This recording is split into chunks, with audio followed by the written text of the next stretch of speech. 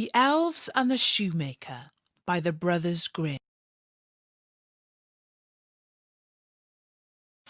A shoemaker, by no fault of his own, became so poor that at last he had nothing left but enough leather for one pair of shoes. So in the evening he cut the leather into the shape of the shoes, and he left his work on the table to finish in the morning. He lay down quietly in his bed, and before he fell asleep, he asked God to help him.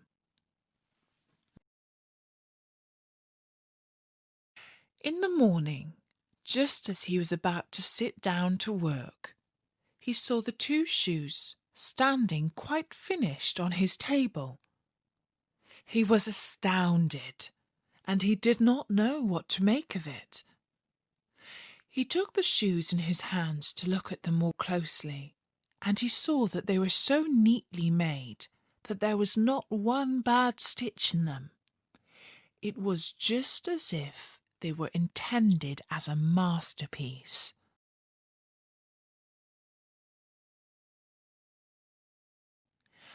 Soon after, a customer came into the shop, and as the shoes pleased him so very well, he paid more than the usual price. Now the shoemaker had enough money to buy leather for 2 pairs of shoes.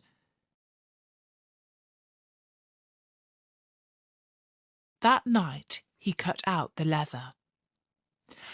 Next morning he was about to set to work with fresh hope for the future, when he saw that the shoes were already made. There was no shortage of customers who wanted the shoes.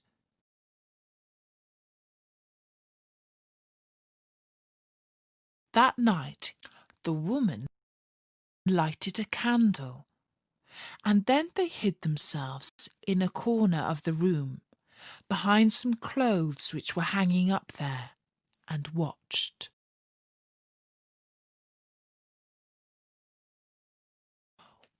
When it was midnight, 2 little elves came into the room, both without any clothes on, and sat down by the shoemaker's table.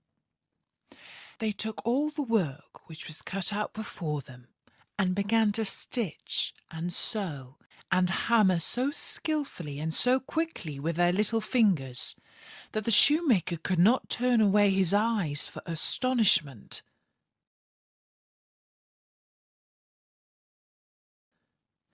They did not stop until all was done, and stood finished on the table, and then they ran away quickly.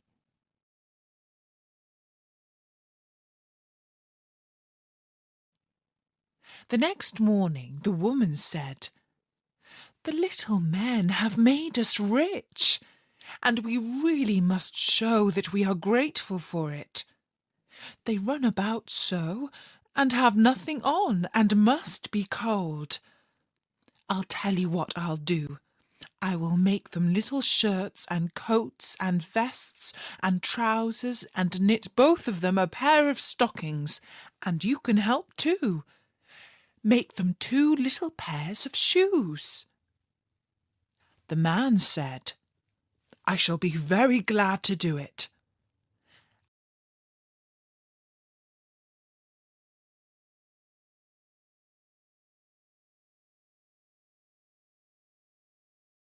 One night, when everything was ready, they laid their presents all together on the table instead of the cut-out work, then hid themselves to see what the little men would do.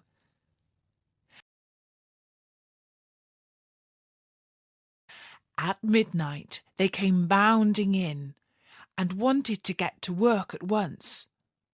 But as they did not find any leather to cut out, but only the pretty little articles of clothing, they were at first puzzled, and then delighted.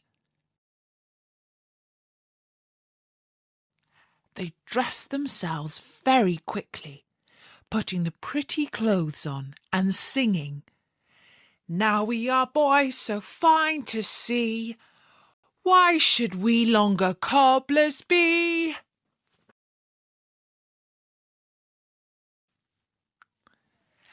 Then they danced and skipped and leapt over chairs and benches.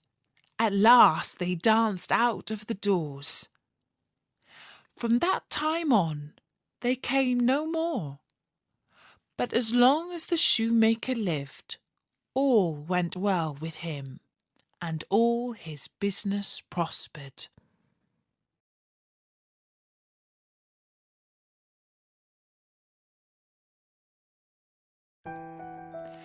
And that was the story of the Elves and the Shoemaker by the Brothers Grimm.